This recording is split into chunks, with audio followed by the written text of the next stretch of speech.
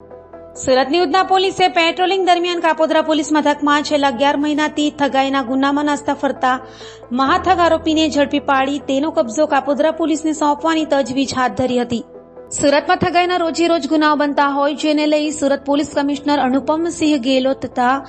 ખાસ police commissioner sector 1 Wabang Jamir, નાયબ police commissioner zone 2 ભગીરથ ગઢવી તથા નાયબ police commissioner C division Chirag Patel દ્વારા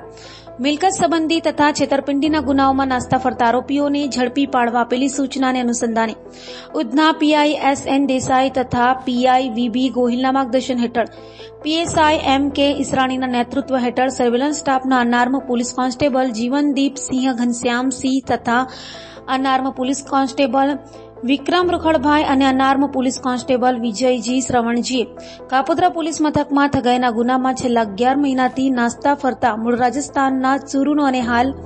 સારોલીમાં રહેતા પ્રેમ સુખ જગદીશ પ્રસાદ સ્વામીને ઝડપી પાડી તેનો કબજો કાપોદ્રા પોલીસને સોંપવાની તજવીજ હાથ ધરી હતી।